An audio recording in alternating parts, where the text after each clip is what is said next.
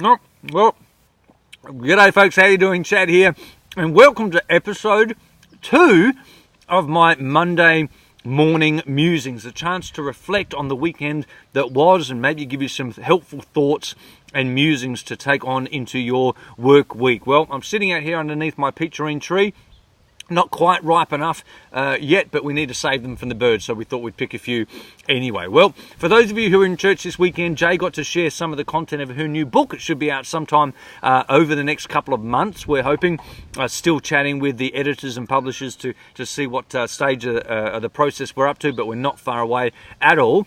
But Jay basically shared out of the story of Noah there in Genesis 6 and 7. It got me thinking about a couple of things. You know, we're quite familiar with the Adam story in Eden, where God puts Adam in a garden, okay, as it were, where everything's already made for him. Okay, God created all things, then he puts the man and the woman in the garden with instructions to caretake it, to care for what God had already created, to care for something that God, as it were, had entrusted to Adam. Listen, mate, I've given this thing to you by my grace. You get to enjoy this, and I not only want you to enjoy it, I want you to look after it well for me, because that actually represents the nature of God. God is not just a creator, he is also a caretaker. He looks after the things that he made, and he invited Adam to partner with him in that process. But the story of Noah is a little bit different, because in the Noahic story,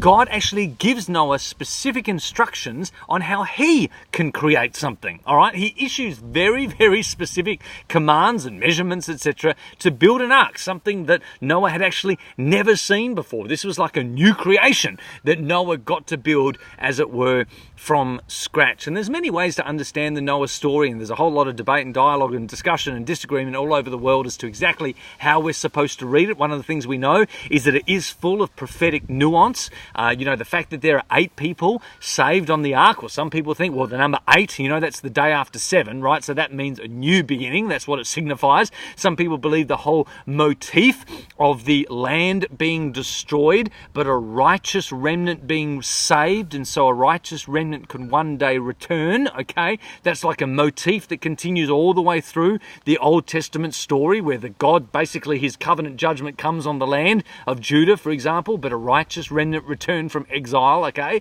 So some people see that correlation in there. Some people believe there's significance in the fact that the ark had 3 levels.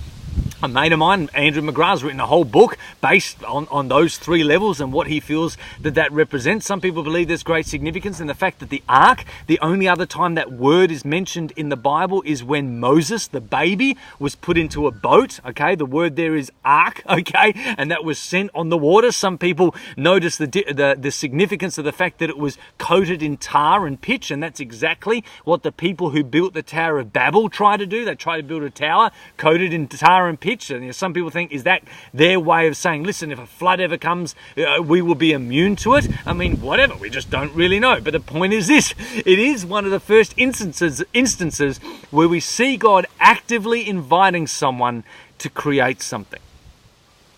Now, of course, had people created things before? Well, yeah, they had cities they lived in. They obviously created houses. Adam and Eve created garments that they dressed up in when they sinned. Adam created a whole bunch of excuses when God came looking at him. So they had created things before. But this really was the first time that they'd followed specific instructions from God to create something that they've actually never ever seen before. And that really took an act of faith. It's one of the reasons that Noah is mentioned in Hebrews 11 in the great hall of faith. And so what's your point, Chad? Well, I simply want you to muse on this week. Like Adam, there are certain things that God has given you that he has asked you to cultivate and care for. Like this fruit tree here. I get to eat these nectarines. This fruit tree wasn't planted by me. It was planted by my father, actually, about 25, 30 years ago. I get to enjoy the benefits of it, but I have to cultivate it today and care for it. And the same is true with you. Your dad has given you certain things in life, things that you don't deserve, things that he's given you from his grace,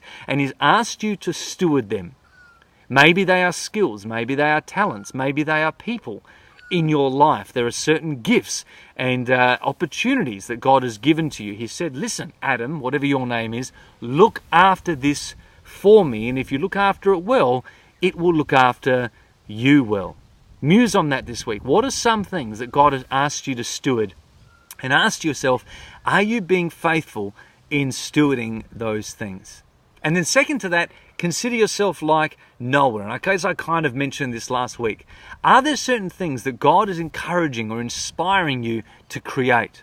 Something that has not existed before. Now, like me, it might be a book you're working on. And hey, there's plenty of books around, but the book I'm writing is unique to all the others. Other people in history built boats before, but the one that Noah built was specific to him for the need that him and his family were facing at the time. As God put creative ideas into your heart, as God put creative ideas into your mind, then please participate with him in that process and get on with it this year. Get building the ark God has called you to build. I feel like that's a word for some of you right now.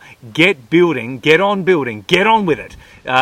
Richard Branson wrote a book called Screw It, Let's Just Do It. Okay, when he started Virgin Airlines, it's kind of his mantra for life. Let's just do it, all right? Maybe this is the year, 2019 for you, where you need to say, you know what, I'm just going to do it. I'm going to put into practice and create the things that God has put on my heart. Yet at the same time, like Adam, I'm also aware God has given me things I need to cultivate, I need to care for and caretake, because that also is in God's nature.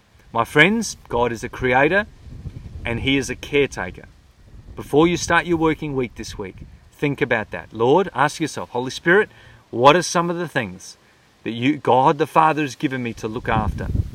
And what are some of the ideas that you've given me to create, to bring to planet Earth, that no one else has quite done the same before? What unique contribution do I make to the planet today? Bless you guys. Have a fantastic working week, and I'll catch you next weekend.